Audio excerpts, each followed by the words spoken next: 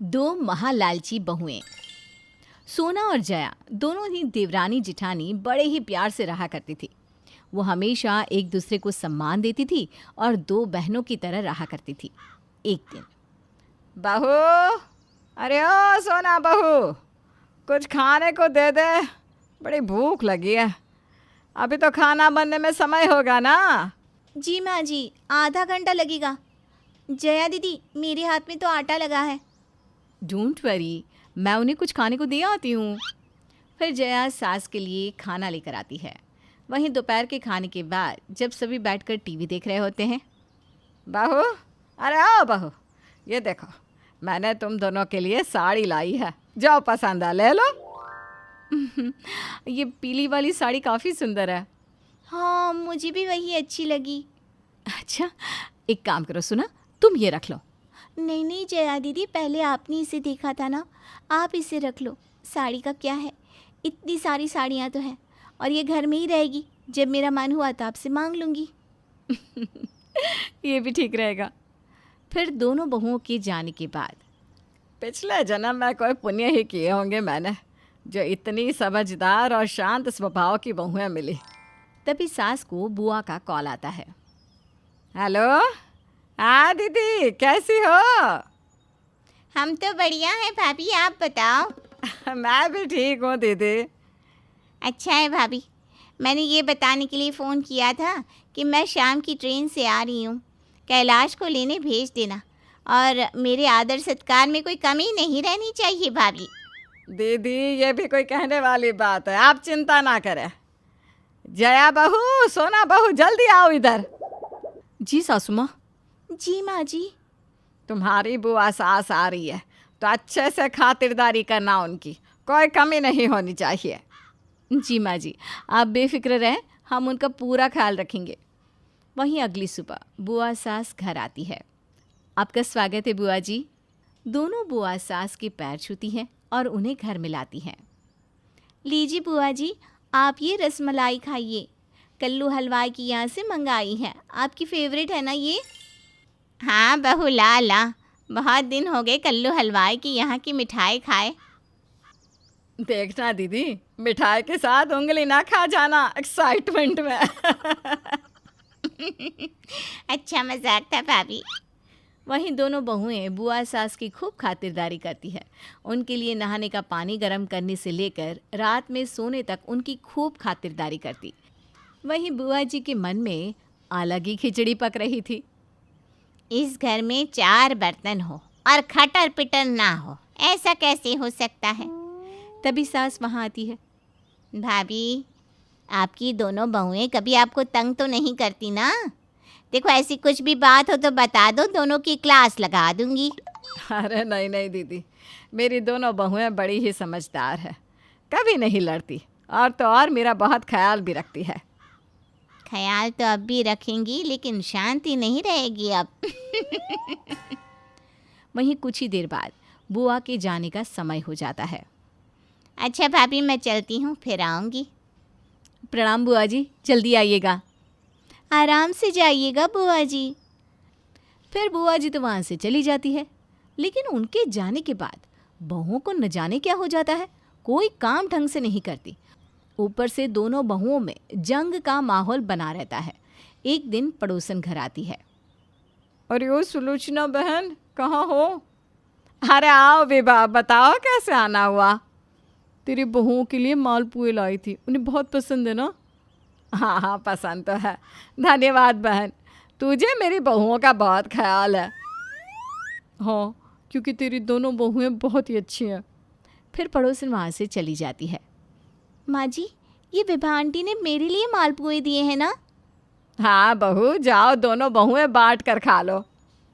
वहीं सोना चुपके से सारे मालपुए अकेले ही खा जाती है। अरे ओए सोना, ये मालपुए अकेले ही क्यों खा गई? मेरा हिस्सा कहाँ गया?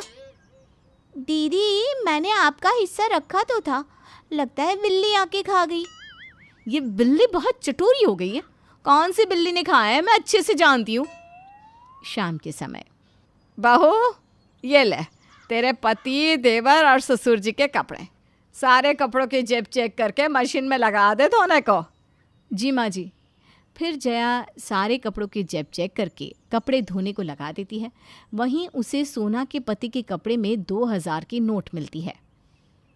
आज तो कपड़े धोने के चक्कर में अच्छी कमाई हो गई। बड़ी खुश हो रही जेठानी जी, क्या बात है? अरे खुशी है, गाना थोड़ी ना है कि गा कर बताऊं। वैसे कपड़े धुलते समय तुम्हारे पति की जेब से 2000 रुपये मिले। हाँ, तो लाओ दो मेरे पति की कमाई। ओ मैडम, मैंने कपड़े धोए हैं। अपने पति की कमाई लेने आ गई। इसी तरह कपड़े भी धुलने के लिए आई होती। अरे तुम्हें याद ना हो तो याद दिला दूं कि ये रूल तुमने ही बनाया था कि कपड़े धुलते समय कपड़ों में से जिसे भी पैसा मिले तो वो रख लेगा। हाँ, तब मैं आपकी हरकतों से नादान थी, अब तो समझ चुकी हूँ कितनी महालालची हो आप। समझ तो मैं भी सब गई हूँ अच्छे से। फिर दोनों वहाँ से चली जाती है। अब घर में कोई भी चीज़ आती या कुछ भी होता, दोनों भूखे कुत्ते की तरह उस पर टूट पड़ती। दोनों ही बहुओं के मन में लालच आ गया था, मैं का लालच, कि जो भी है उन अकेली का ही है।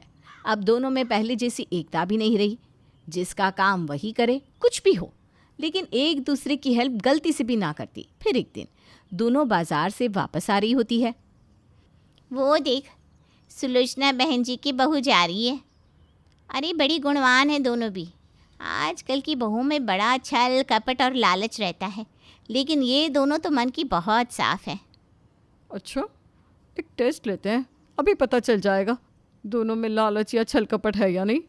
तभी सोना और जया के सामने से एक औरत गुजरती है, जिसके पास से 100 रुपये की नोट ज़मीन पर गिरती है। दोनों बहुएं ये देखती है, लेकिन एक दूसरे की जलन में उस बुढ़िया को नहीं बताती। तभी एक पड़ोसन, अरे ओ सोना, जया, शायद से तुम दोनों में से किसी का 100 रुपया गिर गया है। अरे हाँ काकी, थैंक यू बताने के लिए। अरे ये पैसे तो मेरे गिरे हैं, मुझे दे दो। ये मेरे हैं, मुझे दो। हम दोनों को पता है कि ये हम दोनों में से किसी के नहीं है, तो मुझे दे दे वरना ठीक नहीं होगा। पहले मैंने उठाया है, समझी ना, तो ये मेरा है। इस तरह दोनों बहू तू मैं करते हुए घर तक पहुंचती है। देखो सुलोचना की संस्कारी बहुओं को, एक नंबर की महालालची औरत है दोनों भी। एक बुढ़िया के 100 रुपये तक नहीं छोड़े। झगड़ तो ऐसे रही थी कि भिखारी के खानदान से है। सही कह रही हो बहन, मैंने तो इनके घर में एकता देखी तो मुझे लगा बड़ी ही प्यारी बच्ची हैं दोनों, लेकिन यहाँ तो माहौल ही अलग है। दोनों भी महालालची हैं, 100 रुपये के लिए ऐसा बर्ताव कर रही थी। अगली सुबह, बहू, शाम को मिसेस मेहरा के यहाँ पूजा है, ये कुछ गहने और साड़ी है, आपस में बांट लेना। तभी दोनों बहू गहनों को लेकर कुत्ते बिल्ली की तरह झगड़ने लगती है। ये मैं ही लूँगी। नहीं, ये मेरी पसंद है, मुझे दे। तू है ही महालालची, हमेशा से ही मेरे सामान को ही पसंद करती है, लालची कहीं की। तू लालची, मेरी साड़ी, मेरी ज्वेलरी, मेरा कमरा, सब पर तूने कब्जा कर रखा है। मुझे सीधी समझकर सब मांग लिया मुझसे, और मैं ही बेवकूफ़ थी जो तुझे अपनी बहन का दर्जा दे बैठी थी। इस तरह दोनों बहुएं एक दूसरे को लालची ठहराकर आपस में ही झगड़ने लगती है। अरे बहुत हो गया, बस करो। ये क्या हो गया है दोनों को, कब से झगड़े जा रही हो? और नहीं तो क्या, मैं इसे अपनी बहन मानकर इतना मानती थी, मिलजुल कर रहती थी, लेकिन ये धोखेबाज है। सम्मान तो मैंने भी आपको बहुत दिया, मैं कौन सा आपकी पीठ में छुरा घोंप रही थी। वो तो आप लालची हो जो पीठ पीछे वार करती हो। मुझे बुआ जी ने सब बता दिया था। सोना बहू, तेरी जेठानी जया से ज़रा बच कर रहा कर। भाभी ने मुझे बताया कैसे तूने अपनी पसंद की साड़ी उसे दे दी, इतना तक कि तेरे कमरे का इंटीरियर उसे काफ़ी पसंद था, वो भी जया ने ले लिया। हाँ बुआ, तो क्या हुआ, वो तो मेरी बहन जैसी है ना। जेठानी कभी बहन नहीं हो सकती, और बहुत लालची होती है जेठानी। देखना, कल को 1-1 रुपये तक के लिए भिड़ जाएगी। आज जो सगी बनती है ना, कल दुश्मन सा बर्ताव करेगी। मैंने देखा कैसे वो अपनी माँ बहन से हंस हंस कर बातें कर रही थी और कह रही थी, हाँ माँ बेफिक्र रहो, मेरे रहते हुए इस घर में फूटी कौड़ी भी नहीं मिलेगी किसी को। अच्छा, इसे तो अब मैं बताऊंगी। ये झूठ है सुना, बुआ जी ने तो यही चीज़ मुझसे कही थी कि बहू तेरी देवरानी तुझे अपना सब कुछ दे देती है। देखना, एक दिन पाई पाई के लिए तुझे मोहताज करके एहसान गिनवाएगी। और उन्होंने तो मुझे ये भी कहा था कि तुमने चुपके से मेरे कमरे में आके मेरा हार चोरी किया था, जो हार तुम्हें काफ़ी पसंद था। बुआ जी के कहने के बाद वो हार मैंने बहुत ढूंढा पर मुझे कहीं नहीं मिला। मिलता कैसे? दीदी ने वो हार मुझे ला कर दिया था। ये लो भाभी, ये हार जया के कमरे के बाहर पड़ा था। कैसी लापरवाह बहू है तुम्हारी, गहने भी नहीं संभाल सकती। अच्छा, रहने दो, अब मैं उसे ये हार दूंगी ही नहीं। ऐसा हुआ था। ये बुआ तो बहुत चालू निकली, घर की शांति भंग करके भाग गई। अब आए तो बताती हूँ उनको।